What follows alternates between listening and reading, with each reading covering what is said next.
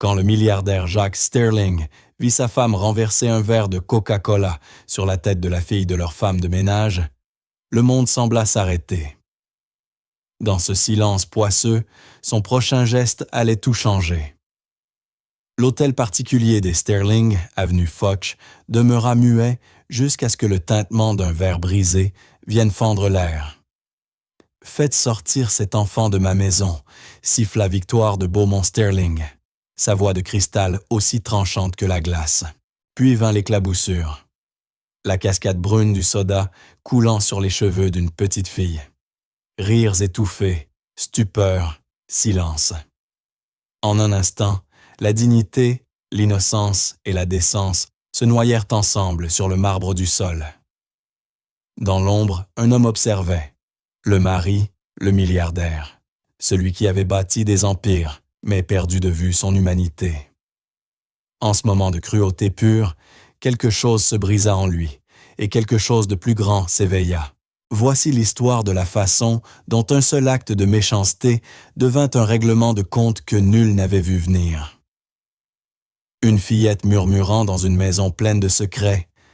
C'était le monde de Lila Donadieu. Un lieu de parquet ciré et de voix feutrées, où sa mère, Sarah, travaillait comme domestique. Mais une vie tranquille peut se briser en un instant, et pour Lila, cet instant approchait. Le soleil de l'après-midi filtrait à travers les hautes fenêtres de l'hôtel particulier, illuminant les grains de poussière qui dansaient dans l'air silencieux. Âgée de 10 ans, Lila était assise sur un tabouret dans l'immense cuisine, ses doigts suivant le dessin bleu et blanc d'une assiette en porcelaine. Sa mère préparait la grande salle à manger pour le gala de charité du soir. Lila devait rester invisible. C'était la première règle de ses visites dans ce palais de verre et de pierre. Être vue le moins possible et jamais entendue. Ses cheveux blonds, couleur de soie de maïs pâle, étaient attachés en une queue de cheval soignée. Elle portait une simple robe de coton, contraste frappant avec l'opulence qui l'entourait. La cuisine, royaume d'acier inoxydable et de marbre, exhalait des odeurs de beurre et de pain chaud, rythmées par le ronronnement discret des machines coûteuses. Lila aimait cet endroit. C'était un autre monde, loin de leur petit appartement de 2 pièces à Boulogne-Billancourt. Un monde propre, lumineux, plein de promesses. Depuis la salle à manger, Lila entendait les ordres secs de Madame de Beaumont-Sterling, la maîtresse des lieux, une femme taillée dans la glace, belle et fragile, dont la voix rappelait le tintement du verre brisé, clair et désagréable. Lila avait appris à se tenir à l'écart. Madame ne supportait pas les enfants, surtout ceux du personnel. « Sarah, pour l'amour du ciel, faites attention à ce centre de table. C'est un baccarat. Il vaut plus cher que votre voiture. »« Oui, madame, » répondit Sarah, d'une voix douce, filet d'eau face au roc du mépris. Le père de Lila, homme bon au rire chaud, était mort 2 ans plus tôt, laissant Sarah élever seule leur fille. L'emploi chez les Sterling était une bouée de sauvetage. Le salaire suffisait à peine à garder la tête hors de l'eau. Lila le savait. Elle comprenait les règles tacites, l'équilibre fragile de leur existence. Elle resta donc sur son tabouret, muette comme une souris, attendant que sa mère ait fini. Soudain, la porte battante s'ouvrit et Victoire entra, un tourbillon de soie et de parfum Chanel. Ses yeux, couleur de ciel d'hiver, tombèrent aussitôt sur l'enfant. « Qu'est-ce que cela fait ici ?» lança-t-elle d'une voix chargée de dégoût. Sarah accourut, le visage tendu d'inquiétude. « Je suis désolée, madame. Ma garde d'enfant m'a fait faux bond au dernier moment. Je n'avais pas le choix. »« Pas le choix ?» rit Victoire, un rire sec et laid. « Il y a toujours un choix, et le mien est de ne pas avoir les enfants du personnel dans ma maison. » Lila se recroquevilla sur son tabouret, le cœur battant. Elle aurait voulu disparaître, se fondre dans le parquet. « Cela ne se reproduira plus, madame, » promit Sarah, d'une voix tremblante. Les yeux de Victoire se plissèrent. Elle tenait un grand verre de Coca-Cola, les glaçons tintant contre le cristal. Elle en but une gorgée lente, délibérée, sans quitter Lila du regard. « Vous, les gens comme vous ne comprenez pas, n'est-ce pas ?» dit-elle d'un ton bas et venimeux. « Vous entrez dans nos maisons, vous nettoyez nos désordres, et vous croyez que cela vous donne le droit d'y apporter le vôtre. » Elle fit un pas vers la fillette. Son ombre tomba sur elle. Lila sentit son parfum entêtant, fleuri, qui lui donna la nausée. « Ce n'est qu'un enfant, » murmura Sarah en s'interposant. « Et elle doit apprendre sa place, » cingla Victoire. Puis, d'un geste à la fois brutal et terriblement lent, elle renversa le verre de Coca-Cola sur la tête de Lila. Le liquide glacé imbiba ses cheveux, son visage, sa robe. La douceur collante du soda, le pétillement de la carbonatation, la morsure du froid, une agression sensorielle. Des glaçons glissèrent le long de son dos, lui arrachant un petit cri. Le liquide brun et mousseux dégoulinait de ses cils, de son nez, de son menton. C'était un baptême de cruauté, une honte publique et poisseuse. Lila resta figée, les yeux écarquillés de stupeur et d'incrédulité. Elle ne pleura pas, le choc était trop grand pour les larmes. Elle resta simplement assise, petite, silencieuse, trempée de soda, l'odeur sucrée lui emplissant les narines, le froid s'infiltrant jusqu'à ses os.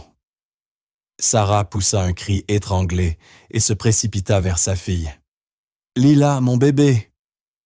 Victoire de Beaumont-Sterling les observa, un mince sourire cruel aux lèvres. Elle posa le verre vide sur le plan de travail en marbre avec un léger clink.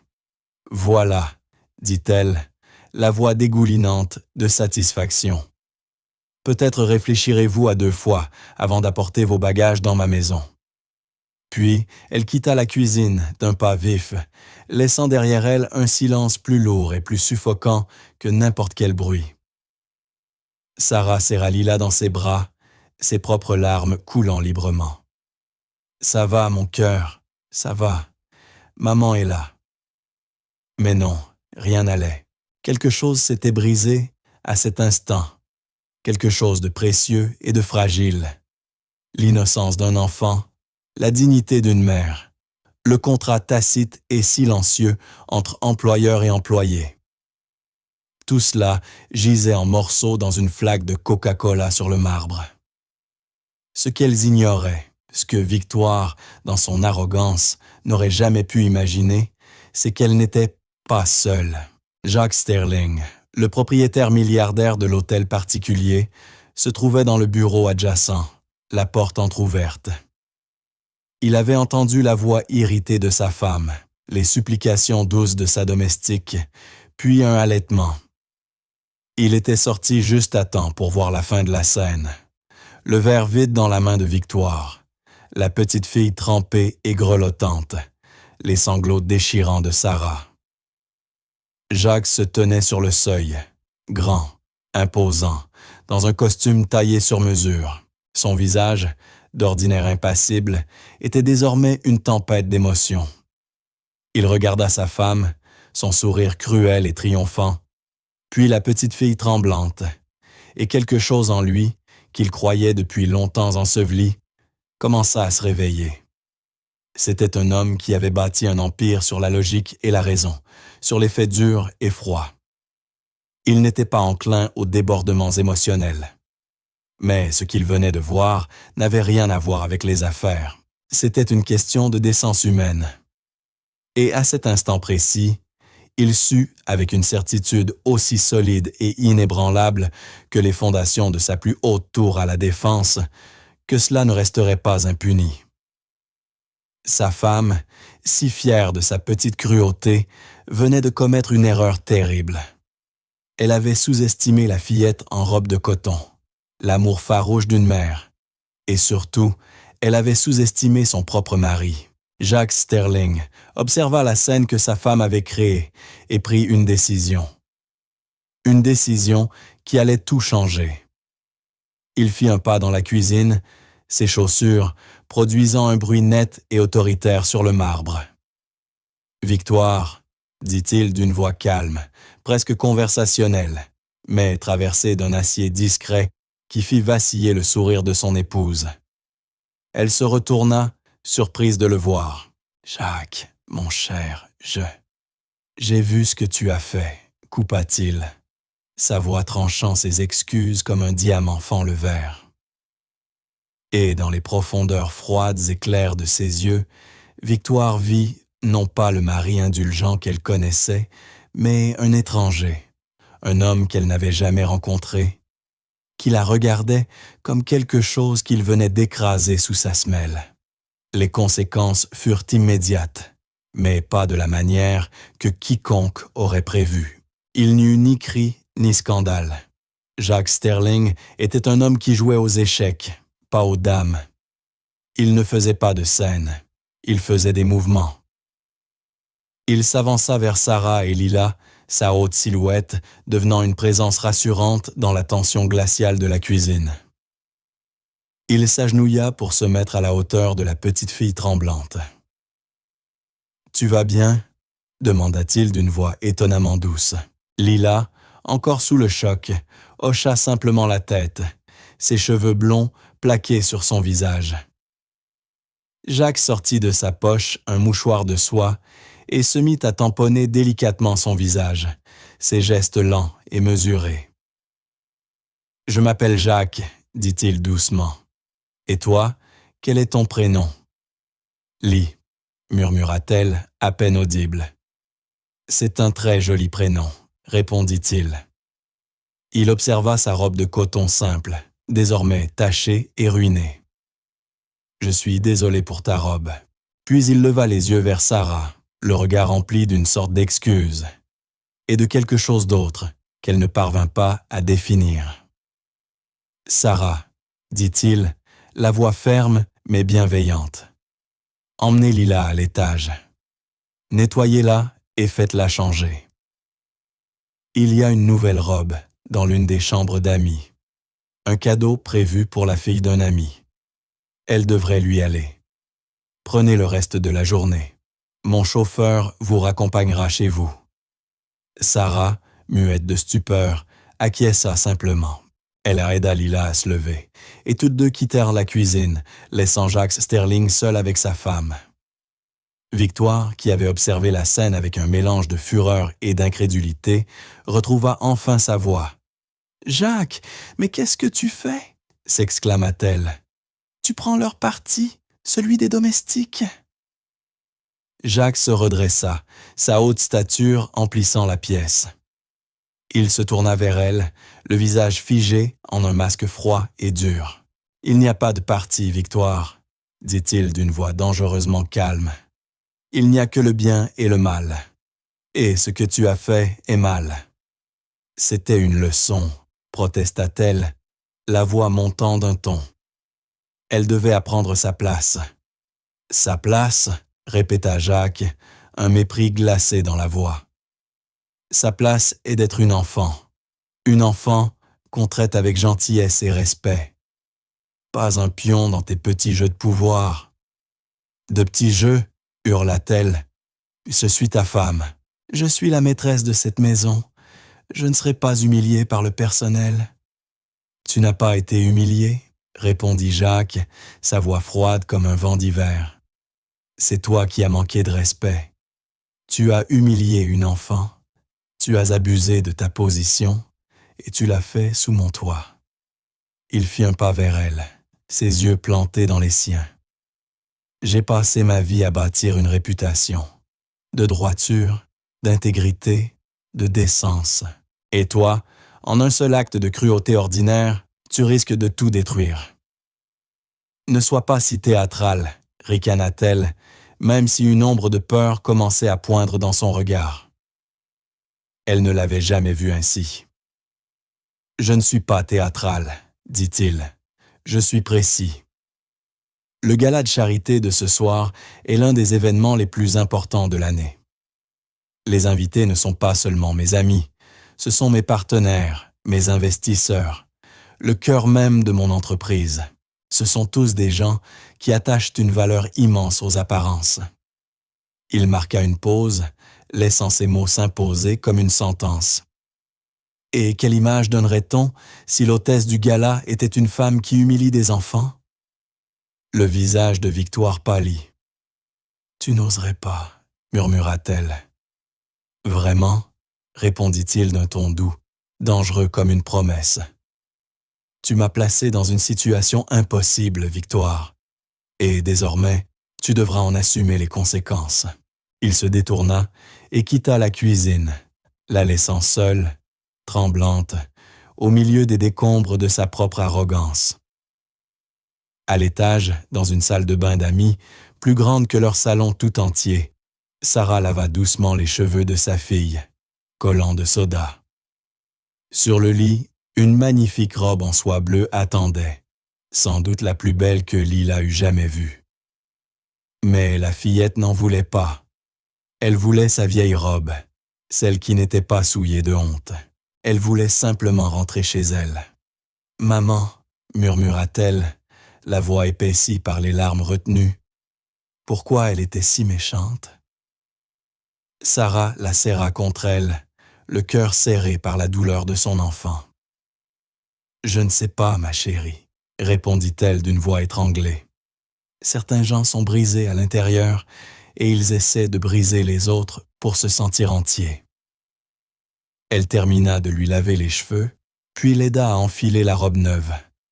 Elle lui allait parfaitement. Lila ressemblait à une princesse de conte de fées, mais elle ne se sentait pas comme telle.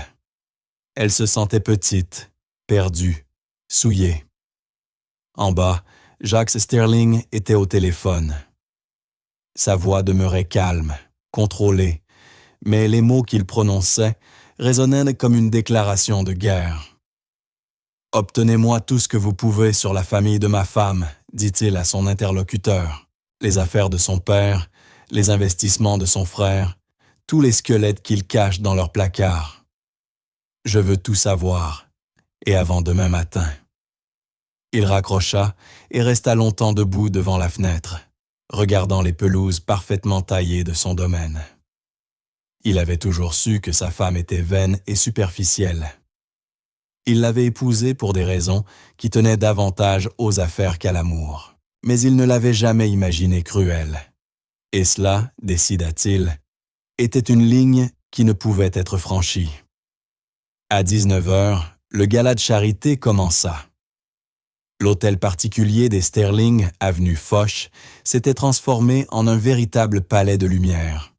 Cristal, chandelles et bouquets éclatants. Tout Paris était là, arrivant dans un défilé de voitures de luxe. Leurs bijoux étincelaient, leurs rires emplissaient la nuit. Victoire de Beaumont-Sterling, somptueuse dans une robe de soie cramoisie, accueillait ses invités avec un sourire aussi éblouissant que faux. Elle était l'hôtesse parfaite, charmante, spirituelle, sûre d'elle en apparence. Mais sous cette façade savamment construite, Victoire de Beaumont-Sterling n'était qu'un amas de nerfs à vif. Depuis leur confrontation dans la cuisine, Jacques ne lui avait pas adressé un mot. À ses côtés, il n'était plus qu'une présence froide et lointaine. Son silence pesait plus lourd qu'une accusation. Victoire parcourait la foule du regard, cherchant le moindre signe que l'incident de l'après-midi avait filtré, mais rien. Les sourires étaient là sincères, les rires véritables.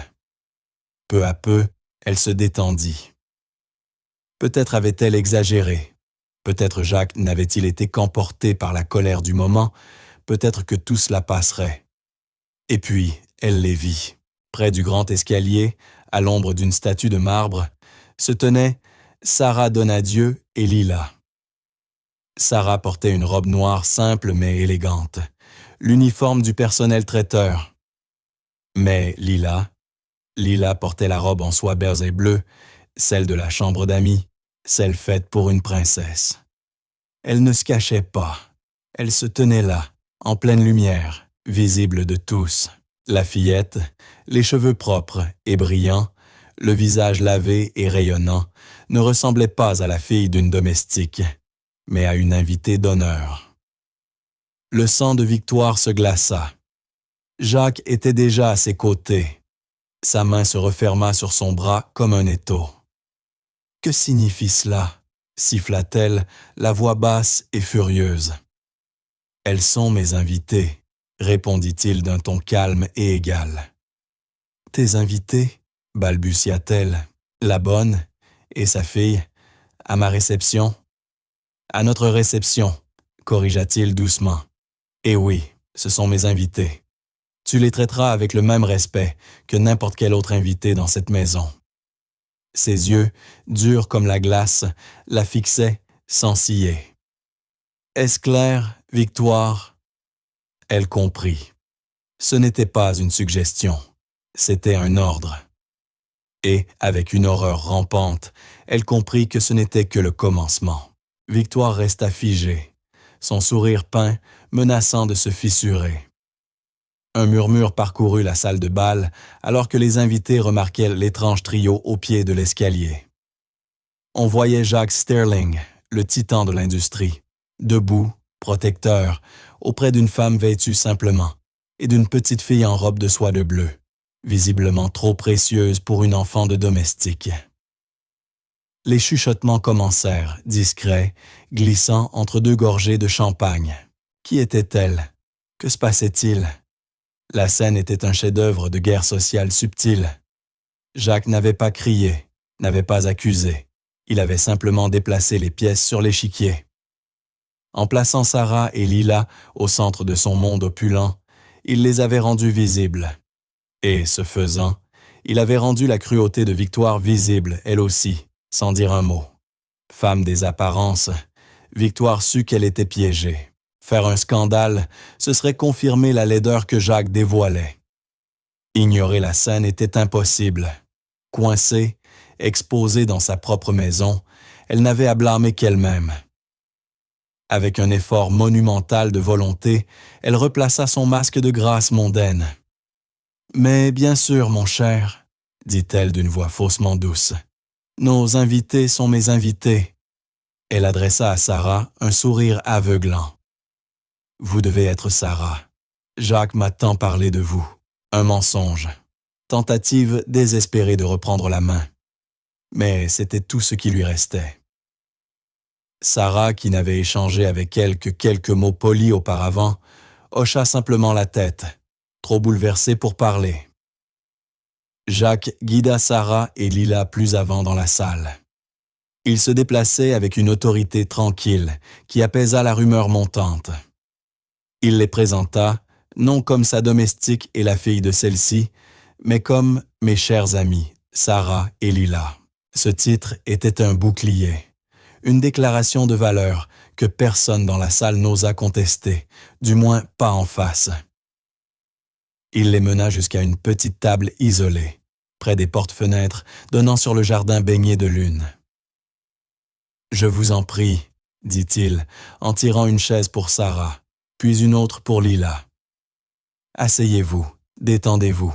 Je vais vous chercher quelque chose à boire. » Lila, qui serrait la main de sa mère, s'installa sur la chaise de velours. La pièce semblait un kaléidoscope de lumière et de sons. Des gens en vêtements somptueux riaient et bavardaient, leurs bijoux scintillant comme des étoiles capturées. C'était à la fois effrayant et magique. De là où elle était, elle apercevait le buffet. Une montagne de mets raffinés, des petits gâteaux, des gelées étincelantes et une fontaine de chocolat qui ne cessait de couler. Jacques revint avec 2 verres de cidre pétillant. Il entendit un à Lila avec un sourire rassurant. « Pour toi, princesse Lila, » dit-il doucement. Le surnom, simple marque de tendresse, fit battre le cœur de la fillette un peu plus vite. Un instant, elle oublia le choc glacial du Coca-Cola et la morsure des paroles de Victoire. Elle était une princesse dans une robe de soie bleue, buvant du cidre pétillant à un grand bal. Un rêve fragile, impossible. Sarah regardait l'échange, le cœur en tumulte. Elle était profondément reconnaissante pour la bonté de M. Sterling. Il les avait défendus. leur avait témoigné un respect qu'elle n'avait jamais imaginé recevoir. Mais elle était aussi terrifiée. Elle était une bonne, une domestique. Elle n'appartenait pas à ce monde de richesse et de pouvoir. Elle se sentait imposteur, comme une usurpatrice, et redoutait les conséquences inévitables. Que se passerait-il une fois la fête terminée? Quand le rêve prendrait fin, aurait-elle encore un emploi, un moyen de subvenir aux besoins de sa fille? Ces craintes n'étaient pas infondées. De l'autre côté de la salle, Victoire entamait sa manœuvre de gestion de crise. Elle circulait parmi les invités avec une aisance feinte, son rire trop brillant, son sourire trop figé. « Oh, Jacques a le cœur tendre », disait-elle d'un geste désinvolte quand un convive s'informait des nouvelles arrivées. Il a toujours un faible pour les laisser pour compte. C'est un petit projet caritatif à lui. Elle tissait un récit, un mensonge plausible pour expliquer l'inexplicable. Peindre Jacques en bienfaiteur philanthrope, et elle en épouse compatissante. La stratégie fonctionna sur certains. Ils hochaient voir la tête, murmuraient leurs condoléances, puis passaient à autre chose. Mais d'autres, ceux qui connaissaient Jacques Sterling et sa réputation d'homme d'affaires avisé et sans sentimentalité, ne se laissèrent pas duper. Ils voyaient la tension dans le regard de Victoire, la colère froide qui bouillonnait sous son vernis, et ils observaient, attendant. Parmi eux se trouvait maître Arthur Vance, le plus ancien ami et avocat de Jacques, un homme discret au regard aigu qui ne laissait rien échapper.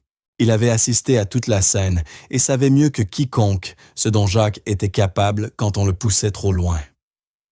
Il rejoignit la table de Jacques, un verre de whisky à la main. « Jacques, dit-il d'une voix basse et grave, une décision audacieuse, mais nécessaire. » Jacques, sans quitter Lila des yeux, elle tendait maintenant la main vers une petite pâtisserie qui passait sur un plateau, répondit « Victoire n'est pas heureuse. »« Sa joie n'est plus ma priorité, » répliqua Jacques d'un ton plat et sans émotion. Arthur prit une gorgée lente de son whisky. « Ce n'est pas seulement une boisson renversée, » observa-t-il. « N'est-ce pas ?» dit Jacques en se tournant vers son ami. Et pour la première fois de la soirée, Arthur vit l'étendue de la colère dans ses yeux. Une rage froide et maîtrisée, plus dangereuse que n'importe quel accès de colère. « C'est une ligne, » dit Jacques, « une ligne qui a été franchie. On ne peut pas bâtir un empire, Arthur, pas un vrai, sur la cruauté. On ne peut pas traiter les gens comme des objets, comme des êtres jetables, et s'attendre à conserver sa propre humanité. » Il fit une pause, en regardant Lila croquer délicatement la pâtisserie, ses yeux s'ouvrant sur la surprise du goût. « Cette petite, » ajouta-t-il, sa voix s'adoucissant presque imperceptiblement. « Elle a plus de dignité dans un doigt que ma femme n'en a dans tout son être. Sa mère travaille pour moi depuis 3 ans, loyale, travailleuse, discrète. Elle a élevé cet enfant seule, avec une force tranquille, que j'admire. Et pour cela, elle subit l'humiliation et le manque de respect. Pas sous mon toit, Arthur, pas tant que je suis en vie. » Arthur hocha lentement la tête. Il connaissait Jacques depuis 30 ans. Il l'avait vu fonder son entreprise à partir de rien, le voir naviguer des eaux dangereuses avec une habileté et une dureté légendaires. Mais il ne l'avait jamais vu ainsi, si personnellement engagé. « Que comptes-tu faire ?» demanda Arthur. « Je vais donner une leçon à ma femme, » répondit Jacques sur un ton bas et menaçant. Une leçon de conséquence. La leçon commença plus tôt que Victoire ne l'avait prévu. Au milieu de la soirée, Jacques monta sur l'estrade. Il devait prononcer un discours, un remerciement formel aux donateurs de la fondation caritative. Mais ce soir-là, son discours serait différent.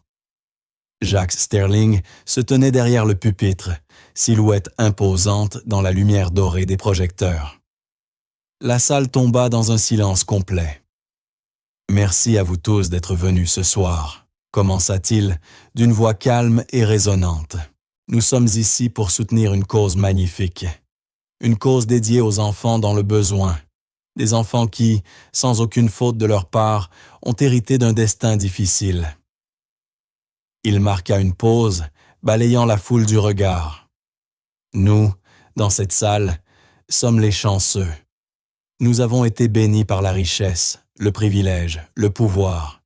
Et avec ce pouvoir vient une responsabilité, celle d'être bon, celle d'être juste, celle de se souvenir que la véritable mesure d'un être humain ne se trouve pas dans la façon dont il traite ses égaux, mais dans la façon dont il traite ceux qu'il croit inférieurs à lui. Son regard se posa sur Victoire, debout au premier rang, le sourire figé sur son visage maquillé. Le sourire vacilla. « Ce soir, poursuivit Jacques, on m'a rappelé cette responsabilité d'une manière très personnelle. J'ai été témoin d'un acte de cruauté banale, un acte d'humiliation dirigé contre un enfant qui était invité dans ma propre maison. Un murmure d'incrédulité parcourut la salle. Les chuchotements montaient, impatients, nerveux. Cet enfant, dit Jacques, d'une voix vibrante de conviction, est la petite fille d'un homme qui fut un héros. Un homme qui s'est battu pour ce pays, qui a sacrifié sa vie pour la France. Il s'appelait le sergent Michel Donadieu, et c'était mon ami. Il se tourna vers Lila, qui le regardait, immobile, les yeux grands ouverts. Sa petite fille, reprit-il, la voix soudain chargée d'une émotion qu'aucun de ses associés ne lui avait jamais entendue, est une invitée d'honneur parmi nous ce soir. Et je voudrais que vous vous joigniez à moi pour l'accueillir. Jacques quitta le pupitre et s'avança au bord de la scène, tendant la main vers la fillette. « Lila, dit-il d'une voix douce, invitante, veux-tu venir ici, s'il te plaît ?» Un instant, Lila resta pétrifiée. Tous les regards étaient tournés vers elle. Le poids de ses yeux la pressait comme une main invisible. Puis elle chercha le regard de sa mère, qui lui adressa un petit signe d'encouragement. Elle regarda M. Sterling, sa main ouverte, ferme et bienveillante, et elle n'eut plus peur. Elle glissa de sa chaise et avança vers la scène. Sa robe de soie bleue scintillait sous la lumière. Elle posa sa petite main dans celle de Jacques, et il la guida doucement jusqu'au pupitre. La salle éclata en applaudissements. Une ovation longue, tonitruante, une vague sonore qui enveloppa la fillette en bleu. C'étaient des applaudissements pour elle, pour son grand-père, pour l'idée même de justice, du bien et du mal. C'était un démenti public, éclatant, de la cruauté qu'elle avait subie. Victoire, debout au premier rang, resta de marbre. Les applaudissements la frappaient comme des gifles. Chaque claquement de main était un coup porté à son orgueil, à sa réputation, à son univers soigneusement façonné. Elle était jugée, condamnée dans le tribunal impitoyable de l'opinion publique. Et son propre mari en était le procureur en chef. À cet instant, elle ne ressentit ni remords, ni honte. Seulement une fureur glaciale, reptilienne. Elle se promit qu'il le paierait. Le reste de la soirée passa dans un brouillard pour Sarah et Lila. On les traita comme des reines. Les invités vinrent serrer la main de Sarah, dire à Lila combien elle était ravissante dans sa robe. Le maire de Paris, un homme corpulent au rire tonitruant, insista pour se faire photographier avec elle. Une célèbre actrice, que Lila n'avait vue qu'au cinéma, s'agenouilla devant elle et lui dit qu'elle était la plus courageuse des petites filles. C'était trop d'attention, trop d'émotion. Sarah, partagée entre gratitude et une angoisse profonde, se contentait de sourire, de hocher la tête, de tenter de garder contenance. Lila, dans sa logique d'enfant, acceptait simplement la magie du moment. C'était un conte de fées, Et dans les contes de fées, tout peut arriver. À 22 heures, le chauffeur de Jacques, Monsieur Thomas, un vieil homme bienveillant, les reconduisit chez elle. Dans la voiture, à mesure qu'il s'éloignait de l'hôtel particulier étincelant, Lila s'endormit dans les bras de sa mère, le visage paisible sous la lumière douce des lampadaires. Sarah regardait par la vitre les lumières de Paris défiler, l'esprit bouleversé, envahi par des pensées contradictoires. Sa vie, si simple et prévisible la veille encore, venait de basculer. Elle ignorait ce que l'avenir lui réservait, si elle aurait encore un emploi, un toit, une sécurité. Mais une chose, au moins, était claire. Elle était fière. Fière de sa fille, qui avait affronté la cruauté avec une dignité silencieuse bien au-delà de son âge. Fière d'elle-même, d'avoir élevé une enfant pareille. Quoi qu'il advienne désormais, elles affronteraient tout ensemble. Pendant ce temps, à l'hôtel particulier, la fête touchait à sa fin. Les derniers convives étaient en partie, laissant derrière eux un silence plus profond que le tumulte qui l'avait précédé. Jacques Stirling se tenait seul dans la grande salle de bal, un verre de whisky à la main. Il regarda les vestiges de la fête, verre à moitié plein, serviette abandonnée, scène de triomphe mais vide de joie. Il n'éprouvait aucune allégresse, seulement une résolution froide et dure. Il avait tracé une ligne dans le sable. Il avait déclaré ses intentions au monde. Il ne lui restait plus qu'à aller jusqu'au bout. Un pas léger se fit entendre derrière lui. Il se retourna et vit sa femme dans l'embrasure de la porte. Sa robe cramoisie, une tache de couleur sur le marbre pâle, le visage déformé par la fureur. « Comment as-tu pu » murmura-t-elle, la voix tremblante de rage. « J'ai fait ce qu'il fallait » répondit-il, calme et égal. « Tu m'as humilié » hurla-t-elle, sa voix résonnant dans la salle vide. « Devant tout le monde, mes amis, tes partenaires d'affaires, tu as fait de moi la méchante, la monstre. »« C'est toi qui t'es fait ça à toi-même, Victoire, » dit Jacques, la voix aussi froide que la glace de son verre. « Moi, je n'ai fait qu'allumer la lumière. » Il porta à ses lèvres une gorgée lente et délibérée de whisky. « Ce n'est pas un jeu, » poursuivit-il. « Ce n'est pas une querelle mondaine qui s'oubliera demain matin. C'est un désaccord fondamental sur le genre de personne que nous sommes et le monde dans lequel nous voulons vivre. »« Je suis ta femme, » cria-t-elle, la voix brisée. « L'es-tu vraiment » murmura-t-il, sa voix douce et dangereuse. « Une épouse est une partenaire, une confidente, une personne à qui l'on fait confiance et que l'on respecte. Toi, Victoire, tu n'as montré aucune de ces qualités. Tu es une charge, cruelle, mesquine, superficielle, et j'en ai assez. » Il posa son verre sur une table voisine avec un dernier cliquetis définitif. « Ah, j'ai demandé à maître Arthur de préparer les papiers de divorce, » annonça-t-il d'un ton dépourvu d'émotion.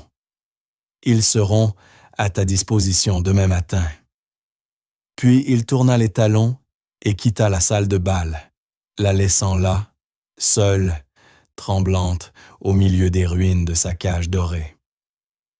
Le silence qui resta pesait comme une chose vivante, un manteau lourd et étouffant. Longtemps, elle ne bougea pas. Les papiers de divorce résonnaient dans l'immensité vide du salon. Impossible, impensable. Leur union n'était pas un mariage d'amour, mais une alliance. Une fusion d'intérêts entre deux familles puissantes, Sterling et de Beaumont. Un contrat forteresse bâti sur des intérêts mutuels et l'image publique. Et il allait tout déchirer pour une bonne et sa gamine. Le choc céda peu à peu à une fureur volcanique. Victoire de Beaumont-Sterling n'était pas quelqu'un que l'on écartait. Elle n'était pas un investissement raté. Elle était la reine du tout Paris mondain, une puissance en soi. Il l'avait humiliée, certes, mais il avait commis une erreur fatale. Il avait déclaré la guerre. et les de Beaumont ne perdaient jamais une guerre. Elle quitta la salle de bal d'un pas marqué, sa robe cramoisie bannière de défi, et gagna sa propre aile privée du mention au lieu de leur chambre commune. Elle claqua la porte, le bruit claquant comme un coup de feu dans la maison silencieuse, puis saisit son téléphone. Ses doigts pianotèrent avec frénésie. Le premier appel fut pour son père, le second pour son frère. Le troisième pour un homme dont le numéro n'était pas enregistré sous son vrai nom. Un professionnel de la saleté et de la mise à mal des réputations. « J'ai du travail pour vous », dit-elle d'une voix glaciale. Le nom, Sarah. Une bonne. Je veux tout savoir. Chaque erreur qu'elle a faite, chaque secret qu'elle cache. Je veux l'enterrer. Puis, comme un ajout après coup, elle souffla. Et je veux tout savoir sur un soldat mort. Michel Donadieu. Le lendemain matin, Sarah se réveilla au chant des oiseaux qui filtraient par la fenêtre de son appartement. Un instant, tout parut normal. Puis les événements de la veille la submergèrent. La Coca-Cola, la robe bleue, les applaudissements, la gentillesse dans le regard de M. Sterling et la froide fureur de sa femme. Elle se redressa, le cœur battant. Qu'est-ce que tout cela voulait dire? Allait-elle être renvoyée? Était-elle en danger? Elle regarda Lila, qui dormait encore, un petit sourire paisible aux lèvres. Pour Lila, c'était un conte de fées. Pour Sarah, cela ressemblait au début d'un cauchemar. Son téléphone vibra sur la table de chevet. Un message d'un numéro inconnu. « Bonjour Sarah, c'est Jacques Sterling. Ne vous rendez pas aux mentions aujourd'hui. Prenez la semaine. Payez, bien sûr. Je vous contacterai bientôt pour envisager une solution plus permanente. Votre sécurité et votre bien-être sont ma priorité. Si vous avez besoin de quoi que ce soit, appelez ce numéro. Monsieur Thomas sera devant votre immeuble à 10 heures. Il y a quelque chose pour vous. » Sarah lut le message 3 fois. Un arrangement plus permanent, la sécurité. Ces mots lui firent parcourir un frisson d'effroi le long de l'échine. Ce n'était plus une simple boisson renversée. C'était une guerre, et elle et Lila s'y trouvèrent malgré elle. À 10 heures précises, elle vit la voiture noire connue s'arrêter au trottoir. Monsieur Thomas, le chauffeur âgé, en descendit, portant une grande boîte non étiquetée. Il la rejoignit dans le hall, le visage bienveillant, mais empreint d'une discrétion professionnelle. « Monsieur Sterling vous adresse ses salutations, » dit-il en lui tendant le colis. « Il m'a demandé de vous remettre ceci et de vous dire que vous n'êtes pas seul. » Sarah prit la boîte. Elle était étonnamment lourde. « Merci, Thomas, » murmura-t-elle. De retour dans son appartement, elle l'ouvrit. Nichés dans du papier de soie se trouvaient plusieurs objets. D'abord, une épaisse enveloppe. À l'intérieur, un chèque de banque de 50 000 €. En objet, une ligne simple, pour un nouveau départ. Sous l'enveloppe, un ordinateur portable flambant neuf et un téléphone dernier cri, encore dans leurs emballages. Au fond de la boîte, un cadre en cuir abritait une photo en noir et blanc, légèrement fanée. 2 jeunes hommes en uniforme, le bras passé autour de l'épaule de l'autre, souriant à la caméra, sans plus de 20 ans. L'un d'eux était un Jacques Sterling plus jeune, l'autre avait les yeux de Lila. Sarah s'effondra sur le canapé, la photo tremblante entre les mains. C'était son grand-père, Michel Donadieu, l'homme qu'elle n'avait jamais connu, celui dont sa mère parlait à voix basse et avec révérence. Un héros. Elle avait toujours su que son grand-père était un soldat décoré. Les médailles en faisaient foi, rangées dans une petite boîte en bois. Mais elle n'avait jamais su qu'il avait été ami avec un milliardaire. Elle n'avait jamais imaginé le lien qui rattachait sa vie modeste à l'opulence de l'hôtel particulier des Sterling. Le nouveau téléphone vibra dans sa paume. Un message du même numéro. « Je pense qu'il est temps que nous parlions de votre grand-père et de votre avenir. » Jacques Sterling se trouvait, lui, dans son bureau du centre-ville, un espace minimaliste et élégant au dernier étage de la tour Sterling, la ville de béton et de verre s'étalant à ses pieds comme un royaume. Il n'avait pas fermé l'œil de la nuit. Il avait passé les heures à élaborer une stratégie, faire des appels, déplacer des pièces sur son échiquier. Son premier geste avait été de sécuriser Sarah et Lila. L'argent, l'électronique, c'était bien plus qu'un cadeau. C'était un message, à Victoire, qui immanquablement ferait surveiller la maison. Elles étaient désormais sous sa protection. Le téléphone et l'ordinateur étaient cryptés, introuvables. Il bâtissait autour d'elle une forteresse numérique. Sa deuxième mesure était défensive. Il connaissait la famille de Victoire, lait de Beaumont, vieille aristocratie aux racines profondes et aux méthodes parfois douteuses. Il avait engagé sa propre équipe d'enquêteurs, les meilleurs du métier, pour sonder leurs finances, leurs connexions politiques, leur vie privée. Il se préparait à la tempête, mais son troisième mouvement, le plus important, regardait vers le passé. Il contempla la copie de la photo qu'il avait envoyée à Sarah, posée sur son bureau. Michel, Mickey, son meilleur ami, le frère choisi. Ils avaient agrandi ensemble, deux garçons de mondes différents. Jacques, fils d'un industriel fortuné, Mickey, fils d'un plombier. Mais dans les tranchées d'une guerre oubliée, rien de tout cela n'avait d'importance. Ils s'étaient sauvés mutuellement plus de fois qu'ils ne pouvaient compter. Ils avaient de fait ce pacte. Si l'un devait disparaître, l'autre veillerait sur la famille survivante. Mickey était mort dans les derniers jours du conflit. Une mort héroïque qui lui avait valu une croix de guerre à titre posthume. Jacques avait accompagné son corps, s'était tenu au bord de la tombe et avait promis à une veuve anéantie et à une petite fille en larmes, la mère de Sarah, qu'il veillerait sur elle. Il avait essayé de tenir cet engagement. Il avait mis en place un fonds, envoyé des chèques chaque année. Mais la veuve, femme fière, avait fini par renvoyer l'argent, affirmant qu'elle pouvait se débrouiller seule. Jacques, immergé dans la construction de son empire, avait laissé le lien s'étioler. Il avait respecté leur volonté, sans cesser pour autant d'observer de loin. Il avait su quand la mère de Sarah était décédée. Il savait quand Sarah avait eu un enfant, et il savait aussi qu'elle, par désespoir, avait accepté un emploi de bonne chez lui. Il était resté à distance, se répétant que c'était ce qu'elle aurait voulu, que veiller à ce qu'on la traite correctement et qu'on la paye convenablement suffisait.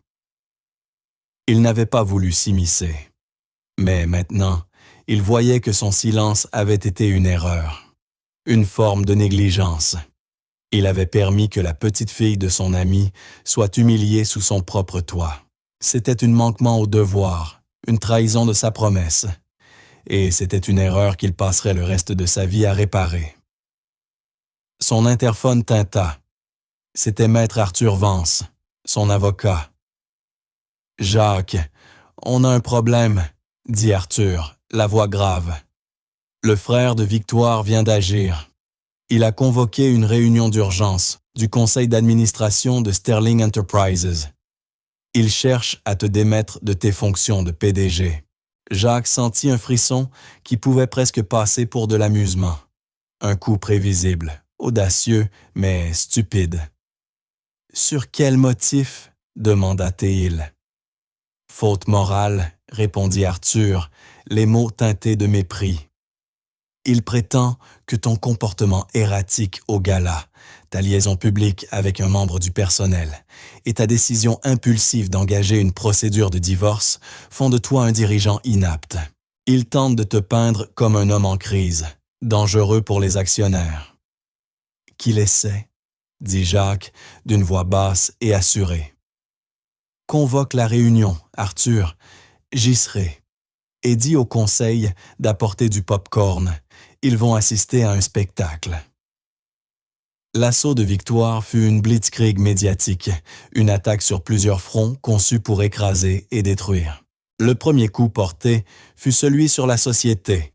Les colonnes de la presse People, qu'elle contrôlait d'une main de fer, se couvrèrent soudain d'articles décrivant Jacques comme un tyran volage et instable. Des sources anonymes parlèrent de son froideur, de sa brutalité et surtout d'une relation déplacée avec sa bonne. Sa machine de communication se mit en marche.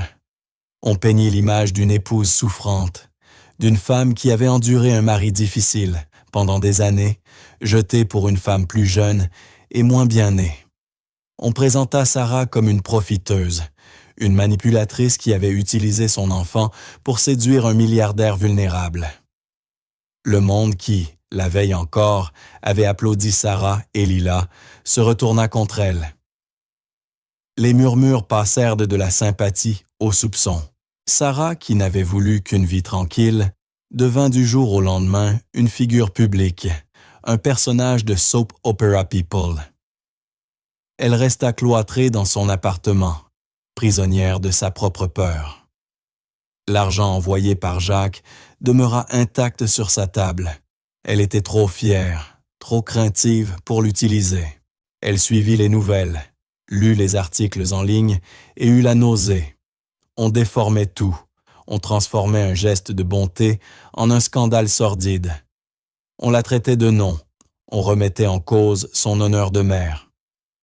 Lila, elle, ne voyait rien de cette tempête. Elle jouait à ses poupées, regardait des dessins animés et parlait gaiement de sa belle robe bleue et de l'homme gentil qu'il avait appelé princesse. Son innocence était un fragile bouclier, et Sarah savait qu'elle devait tout faire pour la préserver. Au 3e jour de son exil volontaire, on frappa à la porte. Ce n'était pas le petit toc d'un livreur, mais un coup sec et autoritaire. Le cœur de Sarah bondit. Elle regarda par l'œil de bœuf et vit 2 personnes, un homme et une femme, vêtus de costumes noirs sévères, à l'allure d'agents officiels. Elle entr'ouvrit la porte. « Puis-je vous aider ?» dit-elle. « Êtes-vous Madame Donadieu ?» demanda la femme, la voix brève et professionnelle. « Oui, » répondit Sarah, serrant la poignée. « Nous sommes de l'aide sociale à l'enfance, » dit l'homme en brandissant un faux badge. « Nous avons reçu un signalement anonyme pour mise en danger d'enfants et négligence. Nous devons procéder à une visite. » Le sang de Sarah se glaça. L'ASE. C'était un mensonge cruel et calculé. Mais comment prouver le contraire? Ils avaient des badges, des titres, l'air de l'autorité. « Il doit y avoir une erreur », balbutia TL, formant instinctivement une barrière protectrice dans l'embrasure. « Nous sommes là pour le vérifier », dit la femme, sans chaleur. « Si vous refusez l'entrée, nous reviendrons accompagnés de la police. » La menace pesa, lourde et suffocante. Sarah sut qu'elle n'avait pas le choix. La main tremblante, elle ouvrit la porte. Les 2 agents pénétrèrent dans l'appartement, leurs yeux balayant le petit logement propre et ordonné. Lila, entendant ces voix inconnues, sortit de sa chambre en traînant ses petits pas, sa poupée préférée serrée contre elle. Elle s'arrêta en voyant les intrus, les yeux écarquillés par un mélange de curiosité et de peur. « Bonjour », dit l'agent masculin, forçant un sourire qui ne touchait pas ses yeux. « Comment t'appelles-tu » Lila se cacha derrière les jambes de sa mère, ne jetant qu'un œil timide. Les agents commencèrent leur inspection. Ils ouvrirent le réfrigérateur, vérifièrent les placards, passèrent un doigt sur le haut d'une étagère à la recherche de poussière. Ils bombardèrent Sarah de questions, le ton accusateur. « Où dort l'enfant? Que prend-elle au petit-déjeuner? Y a-t-il des armes à feu dans le logement? A-t-elle été témoin de disputes domestiques? » C'était une violation, une intrusion bureaucratique froide dans sa vie. Sarah répondit avec une dignité calme et résolue, mais intérieurement, elle s'effondrait. Tout cela venait de Victoire. Elle essayait de lui enlever sa fille. La pensée lui serra le ventre comme un poignard. L'agent féminin se mit à genoux pour parler à Lila. Ta maman, a-t-elle été triste récemment, ma chérie? T'a-t-elle jamais crié dessus? Lila secoua la tête, s'accrochant plus fort à sa mère. L'interrogatoire se prolongea comme une éternité. Enfin, les agents se retrouvèrent, au centre du salon, leur bloc-notes rempli de notes. « Bon, l'appartement semble en ordre », concéda la femme. Mais le rapport mentionnait de l'instabilité. Un événement traumatique récent impliquant une altercation publique. « Ce n'était pas une altercation », répliqua Sarah, la voix tremblante de colère contenue. « Ma fille a été agressée et elle a été défendue. »« Ce n'est pas ce que dit le rapport », objecta l'homme. « Le rapport affirme que l'enfant a été utilisé comme pion dans un conflit entre vous et l'épouse de votre employeur, causant un stress émotionnel important. C'était une déformation parfaitement venimeuse de la vérité. » Victoire ne s'était pas contentée d'appeler ces gens. Elle avait créé une narration, une histoire présentant Sarah comme instable, fautive. Alors que Sarah perdait presque tout espoir, son nouveau téléphone, celui que Jacques lui avait donné, se mit à sonner. Elle regarda l'écran. C'était lui.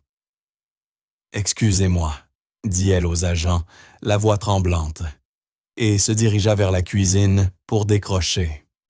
« Sarah », dit la voix de Jacques, calme, un roc dans la tempête. « Y a-t-il 2 personnes dans ton appartement qui prétendent être de l'aide sociale à l'enfance? »« Oui », murmura-t-elle, les larmes aux yeux. « Comment sais-tu? » « J'ai une équipe qui surveille toutes les communications de Victoire, » répondit-il, un filet de fer dans la voix. C'était un mouvement prévisible d'une femme désespérée. « Mets-moi en haut-parleur, Sarah, et tends le téléphone pour que vos invités entendent. » Sarah obéit. Elle retourna dans le salon, tenant le téléphone. « C'est pour vous, » dit-elle. La voix de Jacques Sterling, amplifiée par le petit haut-parleur, remplit l'appartement. Elle n'était pas forte, mais l'autorité qu'elle imposait était absolue. « Je sais que vous n'êtes pas de l'aide sociale à l'enfance. J'ai le directeur de la division CPS de la ville en ligne et il a confirmé qu'aucun agent n'a été envoyé à cette adresse aujourd'hui. Cependant, la police est en route. Elle devrait arriver dans environ 90 secondes. » Les visages des 2 imposteurs pâlirent. Leur comportement professionnel s'évapora, remplacé par une panique pure et simple. Jacques poursuivit, froid et tranchant comme un scalpel. « J'ai vos noms.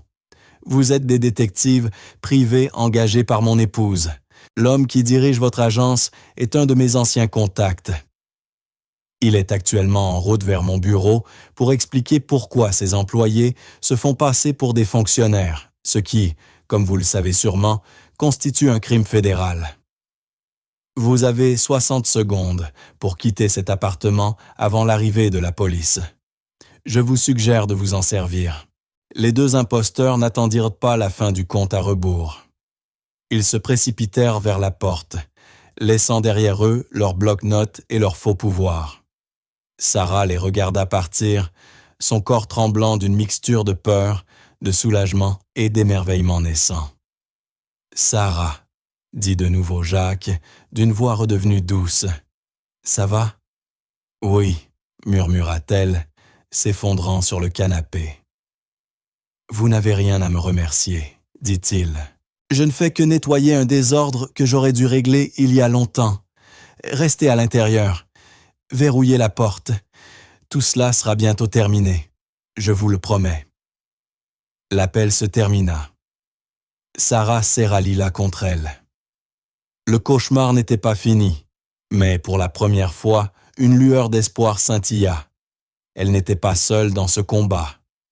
Elle avait un protecteur, une force invisible et puissante qui veillait sur elle dans un monde qu'elle ne comprenait pas encore.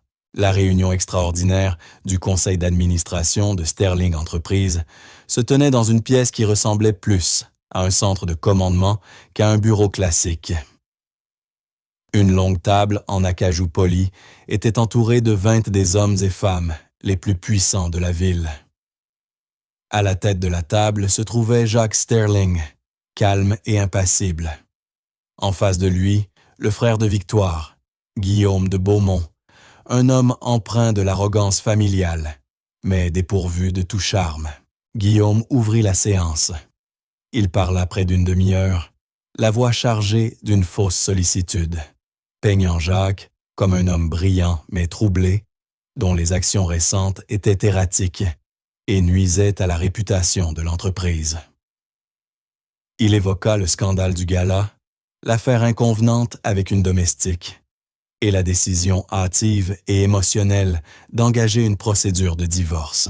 Nous nous inquiétons tous pour Jacques, conclut-il en balayant du regard les membres du conseil. Mais notre devoir principal est envers les actionnaires, et ceux-ci exigent une main ferme à la tête de l'entreprise. Il proposa donc un congé temporaire, et il insista sur le caractère temporaire pour permettre à Jacques de régler ses affaires personnelles. Le silence s'abattit dans la salle. Tous les regards se tournèrent vers Jacques. Il se leva lentement, sa présence emplissant la pièce. Il ne regarda pas Guillaume, mais les visages des membres du conseil, hommes et femmes qu'il connaissait depuis des années. Monsieur de Beaumont est un conteur captivant, commença Jacques, sa voix calme, mais portée jusqu'au dernier recoin de la pièce. L'histoire qu'il raconte est celle d'un scandale, d'une instabilité. C'est une belle histoire, mais ce n'est pas la vraie histoire. Il appuya sur une petite télécommande. Un grand écran derrière lui s'illumina. On y voyait une photographie granuleuse en noir et blanc. Jacques et Mickey Donadieu en uniforme militaire. La véritable histoire, dit Jacques, la voix chargée d'émotions personnelles, remonte à bien longtemps. C'est une histoire de promesses. L'homme à droite est le sergent Michel Donadieu. Il était mon meilleur ami. Il est mort dans mes bras, sauvant ma vie et celle de 3 autres hommes. Ses derniers mots pour moi furent une demande. « Veille sur ma famille, Jimmy. Ne les laisse pas seuls. » Il marqua une pause, laissant le poids de ses mots s'installer. « J'ai essayé de tenir cette promesse, » poursuivit-il. « Mais j'ai échoué. J'ai perdu le contact. Je me suis occupé à bâtir cette société, cet empire. Et sa famille, fière et autonome, a tracé son propre chemin. Sa petite fille, une jeune femme nommée Sarah, a fini par travailler comme domestique dans ma propre maison. » Il pressa de nouveau la télécommande. L'écran montra maintenant une image de caméra de sécurité parfaitement nette, révélant Victoire, le visage tordu dans un rictus cruel, versant un verre de Coca-Cola sur la tête d'une petite fiazo blonde. Un souffle collectif traversa la pièce. « Ma femme, » dit Jacques, d'une voix désormais dangereusement douce, n'approuvait pas la présence d'enfants du personnel dans sa maison. Alors, elle a décidé d'enseigner une leçon à une fillette de 10 ans. Et c'est le scandale dont parle Monsieur de Beaumont. Mon comportement erratique visait à défendre cet enfant, à montrer à elle et à sa mère la dignité et le respect qu'elle mérite, le respect que son grand-père, décoré de la médaille d'honneur, a gagné de son sang. Il regarda Guillaume de Beaumont, ses yeux comme des éclats de silex. Vous parlez de la réputation de l'entreprise. Laissez-moi vous parler de la véritable réputation. Sterling Entreprise n'est pas juste un amalgame d'actifs et de cours boursiers. C'est un symbole d'intégrité, de force, d'honneur. Nous ne maltraitons pas les enfants ici. Nous n'abusons pas de notre pouvoir. Nous ne punissons pas les faibles pour récompenser les cruels. Il se tourna vers le conseil. La femme que mon épouse a engagée pour se faire passer pour un agent de la SE et terroriser Sarah et sa fille est actuellement en garde à vue fédérale. L'enquêteur privé qui a exécuté cette mission a fourni une confession complète impliquant directement mon épouse. Le nom de la famille de Beaumont me semble-t-il, va être lié à un scandale bien plus grand qu'un simple verre renversé. Il laissa ces mots s'installer. La menace n'était pas voilée. C'était une déclaration de destruction mutuelle. Il ne s'agit pas d'une affaire personnelle, conclut Jacques, sa voix résonnant d'une autorité absolue. Il s'agit de l'âme de cette entreprise. Il s'agit de qui nous sommes et de ce que nous défendons. Vous pouvez voter pour la version de l'avenir de M. de Beaumont, un futur bâti sur l'arrogance et la cruauté. Ou vous pouvez vous tenir à mes côtés, vous tenir pour l'honneur. Le choix vous appartient. Il s'assit. Le silence dans la pièce était total. Le visage de Guillaume de Beaumont devint livide. Il était venu avec un couteau dans une fusillade, et il le savait. Il avait joué à la politique d'entreprise. Jacques jouait pour gagner. C'est maître Arthur Vance qui brisa le silence. Il se racla la gorge et dit « Je crois que nous avons une motion à voter. Tous ceux qui sont pour le congé temporaire de M. Sterling. » Aucune main ne se leva. Ah, tous ceux qui sont contre. Chaque main dans la salle se leva. La guerre était terminée. Les conséquences furent rapides et totales. L'histoire de la cruauté de Victoire, appuyée par les images de surveillance et la confession de l'enquêteur privé, fit les gros titres nationaux. La famille de Beaumont, confrontée à un cauchemar médiatique et à la menace de poursuites fédérales contre leur fille, capitula complètement. Victoire accepta un divorce immédiat et discret, se contentant d'un règlement bien inférieur à ce qu'elle aurait pu obtenir, à condition que toutes les poursuites pénales soient abandonnées. Elle disparut de la scène sociale, se retirant en Europe dans un exil honteux. Jacques Sterling, son poste de PDG désormais plus sûr que jamais, concentra son attention sur la tenue de sa promesse. Il créa une fondation caritative, au nom de Michel Donadieu, dédiée au soutien des familles de soldats tombés au combat. Il nomma Sarah à sa direction, lui offrant un salaire supérieur à tout ce qu'elle avait jamais imaginé. Une belle maison dans un quartier sûr et calme et une bourse complète pour Lila dans la meilleure école privée de la ville. Au début, Sarah refusa. C'était trop, c'était de la charité. Mais Jacques s'assit avec elle, non pas dans un bureau luxueux, mais dans son petit appartement, et lui expliqua les choses de façon à ce qu'elle comprenne. « Ce n'est pas de la charité, Sarah, » dit-il doucement. « C'est une dette que je dois à ton grand-père. Il a sauvé ma vie. Le minimum que je puisse faire est d'offrir à sa famille la vie qu'il aurait voulu pour eux. Laisse-moi le faire pour lui. » Elle accepta. 1 an plus tard, Sarah se tenait sur scène lors du premier gala annuel de la Fondation. Elle n'était plus la domestique invisible, mais une femme confiante et éloquente, une défenseuse passionnée des familles qu'elle servait désormais. Elle parlait du courage de son grand-père, des sacrifices des soldats et de leurs familles, de la bonté, de la dignité et de l'importance de défendre ce qui est juste. Au premier rang, Jacques Sterling l'observait, une fierté silencieuse dans ses yeux.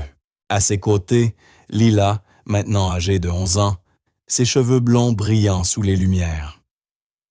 Elle n'était plus le murmure d'une fille dans une maison pleine de secrets. Elle était une princesse qui connaissait sa propre valeur.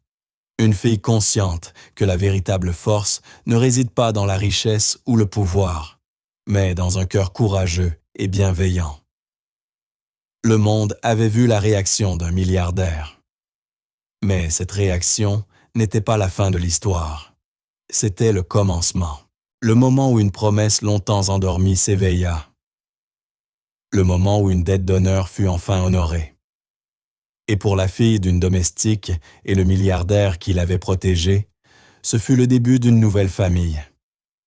Une famille forgée non par le sang, mais par le courage, la bonté et l'héritage durable d'un héros. Et c'est ici que nous terminerons l'histoire pour le moment. Chaque fois que je partage un récit comme celui-ci, J'espère vous offrir une pause hors du quotidien, un moment pour vous laisser porter. J'aimerais savoir ce que vous faisiez en l'écoutant. Vous détendre après le travail, conduire tard dans la nuit, ou juste vous relaxer. Laissez un commentaire, je les lis tous. Et si vous voulez vous assurer que nos chemins se recroisent, un j'aime et un abonnement font une énorme différence. Nous cherchons toujours à améliorer nos histoires, alors n'hésitez pas à donner votre avis dans la section commentaires. Merci d'avoir passé ce temps avec nous.